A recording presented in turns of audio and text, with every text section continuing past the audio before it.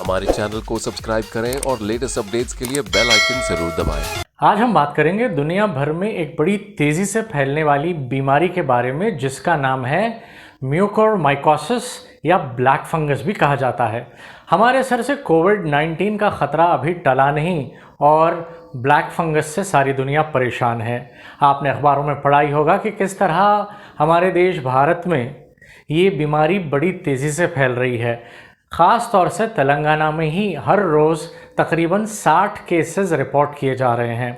तेलंगाना के अलावा इसे दूसरे स्टेट्स जैसे गुजरात, महाराष्ट्र, उत्तर प्रदेश, उत्तराखंड, मध्य प्रदेश और दिल्ली ने एक notable disease under epidemic disaster act 1897 करार दिया है। इसका मतलब ये हुआ कि इन सारे स्टेट्स में जो गवर्नमेंट इंतज़ामिया है और जो प्राइवेट हॉस्पिटल्स हैं, इन सबको एक हेल्थ डिपार्टमेंट का दिया हुआ प्रोटोकॉल फॉलो करना होगा, गाइडलाइंस फॉलो करने होंगे और रोज़ाना जितनी भी केसेस इन हॉस्पिटल्स में रिपोर्ट होते हैं, इसे गवर्नमेंट को रिपोर्ट करना होगा।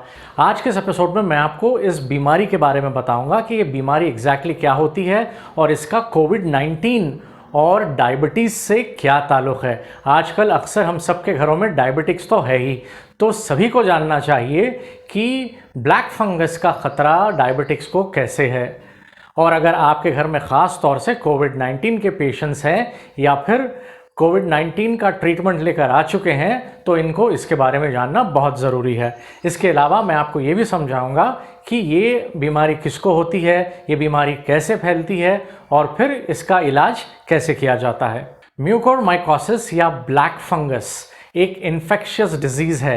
ये एक रेयर इन्फेक्शन है, आप इसे एक नायाब इन्फेक्शन कह सकते हैं, जो अगर किसी को हो जाए तो उनका स्किन, उनके फेफड़े और दिमाग को असर करता है।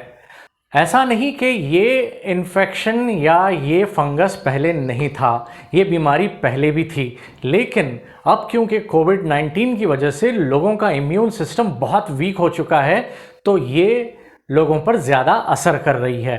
पहले जहाँ पर हमारी देश की आबादी 1.3 बिलियन में एक साल में 100 केसेस आया करते थे, वहीं आप देखिए एक स्टेट में ही तकरीबन रोज़ाना 60 से 100 केसेस रिपोर्ट किए जा रहे हैं। म्यूकोरमाइकोसिस या ब्लैक फंगस जब ये किसी को अटैक करता है तो वो इंसान का हिस्सा काला नज़र आता है। यानी मान लीजिए कि इसका असर हलक के अंदर हुआ तो हलक का वो हिस्सा काला नज़र आने लगेगा। म्यूकोरमाइकोसिस या ब्लैक फंगस ये आखिर होता कहाँ है? तो ये हमारे एनवायरनमेंट में कई जगहों पर पाया जाता है। जैसे मान लीजिए कि हमारे गार्डन में मिट्टी या फिर झाड़ों में या फिर सड़े हुए फल या फिर सब्जियों में ये आम तौर से होता है। अगर आप इसको सूंघ लें तो आपकी सांस के ज़रिए ये फेफड़ों में चला जाता है, या अगर आप ऐसे फल या ऐसे वेजिटेबल्स खा लें जो सड़े हुए हैं तो ये खाने के ज़रिए ये फंगस आपके अंदर चला जाता है।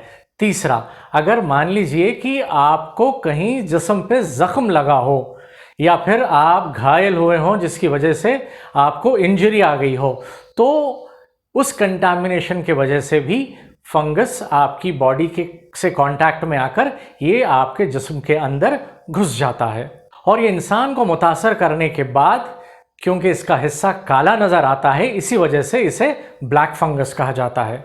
याद रखिए कि ये एक जानलेवा बीमारी है, ये कोई मामूली चीज़ नहीं है। सबसे ज़्यादा रिस्क इस बीमारी का उनको है जो डायबिटिक हो, वो चाहे टाइप 1 डायबिटिक हो या टाइप 2 डायबिटिक, क्योंकि इनका इम्यून सिस्टम बहुत कमज़ोर होता है। और वो लोग जिन्हें कोविड-19 का ट्रीटमेंट अस्पताल में किया गया था, क्योंकि अस्पताल में इनको बहुत सारी दवाइयाँ, इंजेक्शंस दी गई थी जिसमें स्टेरॉइड्स शामिल है।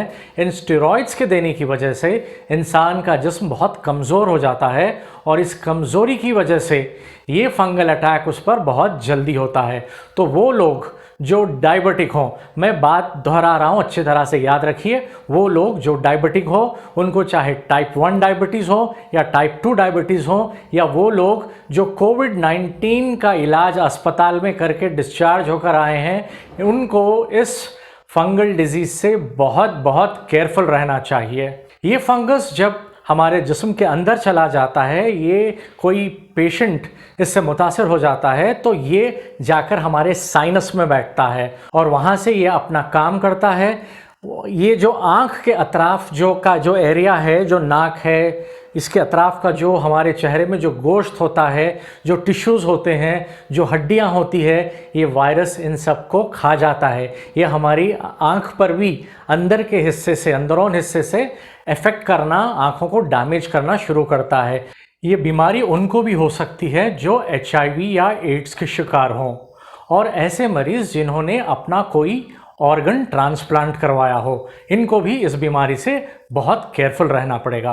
ये कोविड-19 वाले पेशेंट्स को सबसे ज़्यादा ख़तरा इसलिए है क्योंकि इनको ट्रीटमेंट के दौरान अस्पतालों में स्टेरॉइड्स देने की वजह से इनका इम्यून सिस्टम बहुत ही वीक हो जाता है।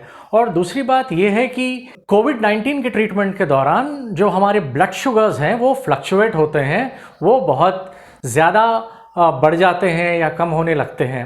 अब ऐसी सूरत में कोई पेशेंट ऑलरेडी डायबिटिक हो, जिसको डायबिटीज़ है, तो इनके लिए फिर ये डबल चैलेंज बन जाता है। लेकिन ये नॉन डायबिटिक पेशेंट्स को या फिर ऐसे पेशेंट्स जो प्री डायबिटिक हो, इनको भी हो सकता है। लेकिन जो लोग सेहतमंद होंगे, जो फिज़िकली स्ट्रॉन्ग होंगे और जिसका इम्यून सिस्टम स्ट्रॉन्ग होगा, इनको ब्लैक फंगस होने के चांसेस बहुत कम हैं। अब किसी को ये कैसे पता चले कि उनको ब्लैक फंगस हुआ है? तो इस बीमारी के सिम्टम्स क्या है? अगर किसी की नाक बंद हो जाती है और सांस लेने में तकलीफ होती है, सीने में कंजेशन होता है, नाक से खून या किसी काले रंग का डिस्चार्ज होता हो, तो ये भी एक इंडिकेशन हो सकता है। अगर आपको अपने चेहरे की हड्डियों में दर्द होता हो, जैसे कि साइनस में कभी होता है, तो ये भी एक सिम्टम हो सकता है। आपके चेहरे पर, आपके आँखों के नीचे या फिर इस गालों पर अगर आपको ब्लैक पैचेस आने लगे, अगर आपको ठीक से दिखाई देने ना लगे, ब्लर्ड विजन जिसे आप कहते हैं, तो ये भी एक सिम्टम हो सकता है। अगर आँखों में सूजन आ जाए या फिर आपकी पलकें बार बार गिरने लगे, आपकी आंखें बंद होने लगे, तो इसे भी आप सिम्टम मान के चलिए। कुछ पेशेंट्स को सीने में दर्द भी होता है, सीने में एक तरह का कंजेशन हो जाता है।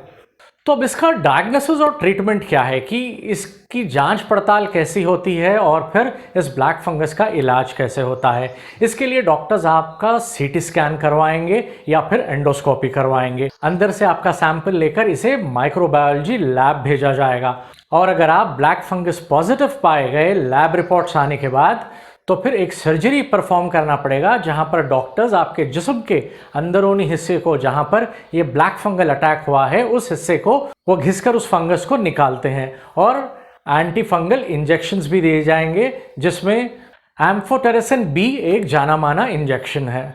इसके अलावा कुछ और इंजेक्शंस भी अवेलेबल है, लेकिन एक बात याद रखिए कि ये इंजेक्शंस नेफ्रोटॉक्सिक होते हैं। इसका मतलब ये होता है कि इनका असर फिर आपके गुर्दों पर होता है। तो वो लोग जिसको ऑलरेडी किडनी प्रॉब्लम्स है, इनके लिए ये थोड़ा डेंजरस साबित हो सकता है। तो इसके इलाज में भी कुछ कॉम्प्लिकेशंस आने के चांसेस है। इसी वजह से डायबिटिक्स और कोविड-19 पेशेंट्स, HIV एड्स पेशेंट्स और वो लोग जिन्होंने कोई ट्रांसप्लांट करवाया हो, जैसे लिवर ट्रांसप्लांट, ऐसे लोगों को इस बीमारी से बहुत ही केयरफुल रहना चाहिए। अपना इम्यून सिस्टम बिल्ड करने के लिए आप अपने डॉक्टर को कंसल्ट कर सकते हैं, अपने फैमिली फिजिशियन को कंसल्ट कर सकते हैं, और इनसे मशवरा कीजिए कि आपको रेगुलर प्रैक्टिस के तौर पर कौन सी मेडिसिन्स या कैसी ग़िज़ा लेनी चाहिए जो आपके इम्यून सिस्टम को स्ट्रॉन्ग बनाए और आप इन बीमारियों से महफूज रखें। और एक बात भी याद रखिए कि आपकी जो ग़िज़ा है, जो आपका खाना पीना है, ये भी साफ़ सुथरा पाकीज़ा होना बहुत ज़रूरी है। और आपका जो पानी है, आपका पीने का पानी, आपके इस्तेमाल का पानी, ये सब साफ़ सुथरा और अच्छा होना बहुत ज़रूरी है। इन बातों का आप ख्याल रखिए। और क्योंकि अब पानी का जिक्र हुआ है, तो मैं आपको ये भी बता दूं कि अगर आप अपने घर में बोरवेल का पानी इस्तेमाल करते हैं और आपने अब तक कोई हार्ड वाटर सॉफ्टनर नहीं लगाया है, तो फिर आप हमारे इस एपिसोड के स्पॉन्सर्स नीति प्योर वाटर प्यूरिफिकेशन सॉल्यूशंस को कांटेक्ट कीजिए। उनका नंबर मेरे स्क्रीन पर आपको नज़र आ रहा है, और आप व्हाट्सएप पर भी उनसे जुड़ सकते हैं।